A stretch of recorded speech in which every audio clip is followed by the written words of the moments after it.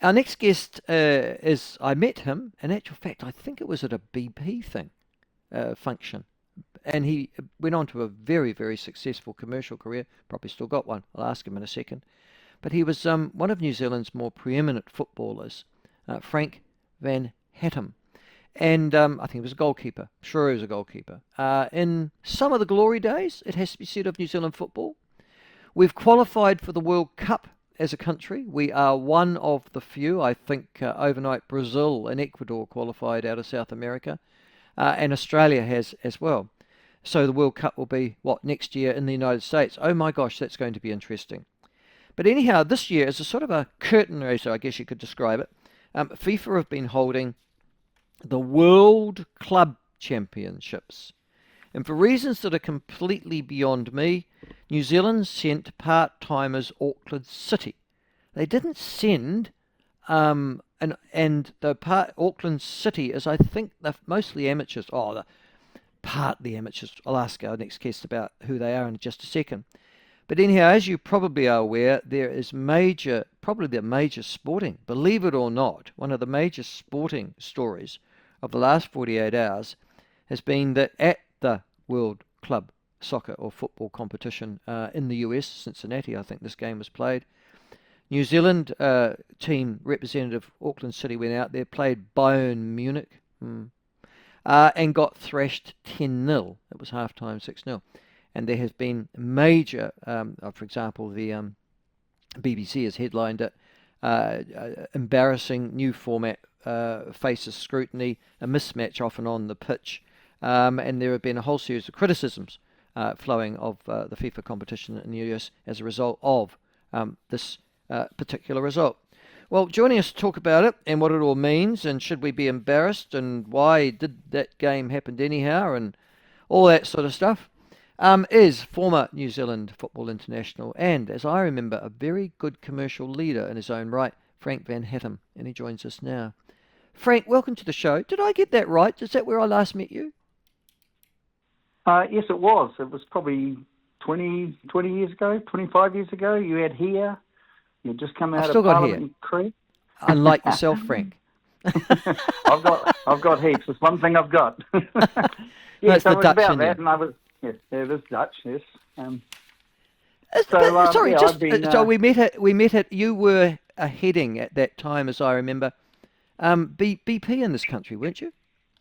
I wasn't the number one guy, but I was bloody close, and we got you along to executive leadership a couple of times, and you were very inspiring then, as you are now. So you're a very kind man. You played for New Zealand football as a goalkeeper. Were you in that first World Cup team? Yeah, so in '82, when New Zealand qualified for this World Cup in Spain, and that's the first opportunity to say that rank outsiders when we qualified. Yeah. And which is a little bit about the subject today, I'm guessing. So, but we didn't win a game over there, but I think we acquitted ourselves well, and we were amateurs, most of us then. We were very proud of you. That was the John Adshead, Kevin Fallon coach team, wasn't it? It was indeed, and it was all about the journey and the fun. And back then it was a whole different environment. There was not a lot of money in the game. For us to make the World Cup was quite sensational because we had the longest qualifying route of anyone in those years, and it just never ended. So the whole country got behind it. Rugby players, all sports people, the whole country, and it's still remembered now, which is one very humbling that. But it was a really special time in New Zealand football, and the springboard for a lot of what's happened since then. Well, the reason I'm talking to you today is because not so pleasant. It was the news over the last 24, 48 hours that Auckland City had headed off to this Club Rugby World Cup. They've been, Club Rugby Football World Cup. They've been there before on a number of occasions, but this time it's expanded. It's got a bit more serious. There are a lot more teams involved, and they've been at the wrong end of an appalling mismatch. Your response, first of all, to why they're there. I'm struggling to understand why they're there and not the Auckland City lot, who played in the A-League or the, Phoenix or something like that. Why is this Auckland City team there? Right. So this is the guts of the whole matter, is that this World Cup is Club World Cup is controversial in the fact that they used to have it with just one participant from each confederation, and there's 7 confederations. So in the past, now in Auckland City and Waitakere was another football team from the 90s and the early 2000s who qualified several times to go to this thing as the Oceania representative. So Oceania is all the islands in New Zealand. So there's about 13 or 14 people who play a qualifying to get through there. So back then there was only one from each confederation. But the format was slightly different, and it was that Oceania, because they were small and pretty much semi-pro or rank amateur, would play a preliminary game against one of the other lower-ranked teams to get into the main body.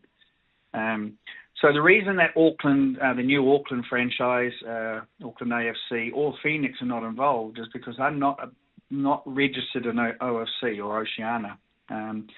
Because they play in the A-League, which is an Australian competition, they got special dispensation to play in another confederation, because you can't just do that. You need FIFA approval. So that was way back when I was president of New Zealand football and before that. So that's how that happened. And so now they're not able to participate into the Club World Cup. But and an anomaly is that even if they won the A-League, they can't then represent Australia or the Asian Confederation where Australia play in, because they're not an Australian team, for example. Right.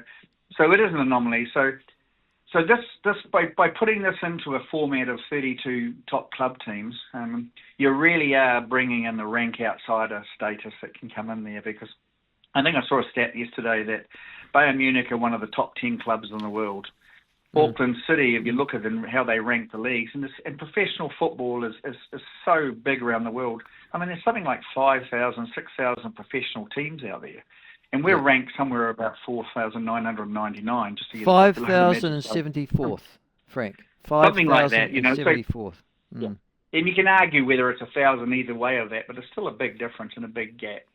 Yeah. So it's always been a fear of New Zealand when we go overseas and play that we're going to get absolutely smashed. It hasn't happened, to be fair, for a long time, long time.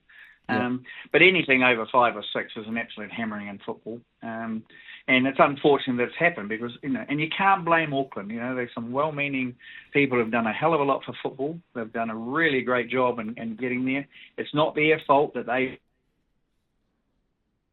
in the playoffs and everything to get there. The format is going to throw up some more anomalies in this competition. They've got 2 more games to go, which is, going to be very, very daunting for them.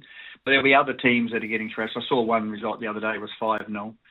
So this is a folly. I think there's enough club football and enough big things around the world without having to have a Club World Cup that provides mismatches. But the bigger issue is that the calendar is so full for these professional footballers now.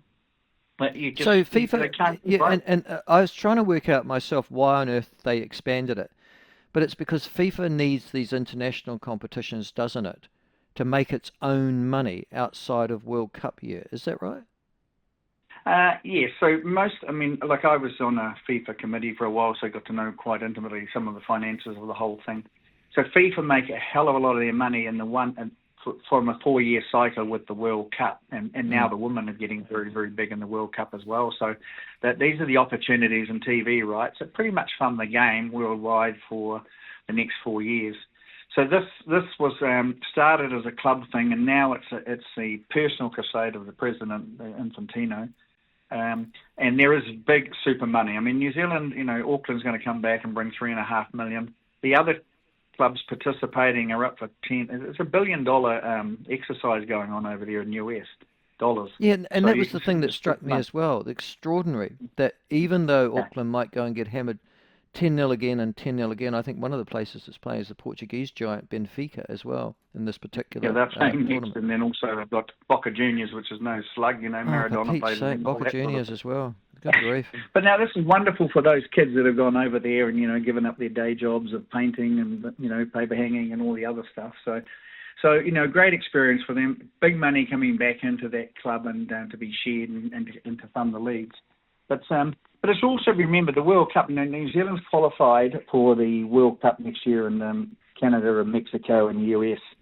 Now, just the qualification if you get through Oceania is they'll end up coming home with 15 and 16 million US, no matter the result. Yeah. And so up until recently, until this World Cup, Oceania never had direct entry. So that's why we had the wonderful experiences of when we qualified to go to South Africa in 2010, and we had the big playoff in Wellington, one of the better and most remembered sporting events in history, in the big playoff. And this one here, we were direct entry just by winning Oceania, which, that's playing Fiji and Vanuatu and Solomon Islands, that sort of stuff. So once again, there's a threat of being embarrassed over there, because there's extra teams. I think it's gone to 48 teams. Whereas when we went to Spain, I think there was 24 teams qualified, and it's been 32. Now it's 48. But at the international level, it's slightly different because, that is professional. New Zealand's got players playing all around the world. We all know that Chris Wood, for example. And we can compete on the highest stage. Can we beat, Brazil and Germany and those teams? Well, 1 out of 10, we may get a draw. And that's what happened in South Africa. We got 3 great remarkable. draws. Yeah, that's right. We drew with Italy. Yeah. So, the World Cup is not the same, just mismatches that are potential. But anyhow, the point is here, and the reason I've got you on the show is because, and what you've just highlighted a couple of things here, even though they're getting thrashed, this group, they're going to bring home more money from this club than the All Blacks would have if they'd run the Rugby World Cup. It's extraordinary, isn't it? The amount of money. Well, so even though they're series of money in the World Cup, yeah, so that for the World Cup, $15-16 million for the World Cup. That's for New Zealand. But even this club brings home, did I work out $3.4 million New Zealand? I think it is that they're going to be bringing home just for competing. Isn't that extraordinary? I'm not sure of the numbers. I think it's actually US $3.5 million, and that. Good God! The other teams in ranking. So there is a lot of money. I mean, you've got $1 billion being sorted out in income. And that, but also the other thing that happens is FIFA puts a lot of money into all the associations around the world. Like New Zealanders, they get these development allowances out of all that, which these World Cups do, and the big World Cups. And the Club World Cup is just actually really focus on the clubs.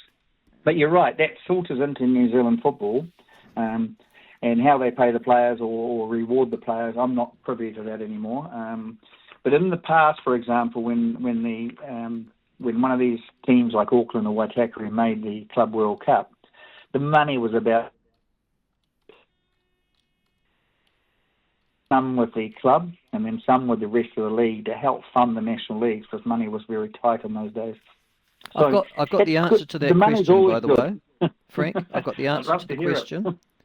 $5.8 million New Zealand dollars. That's what Auckland City's earning. Yeah, it's probably 3.5 US probably is. So that's right.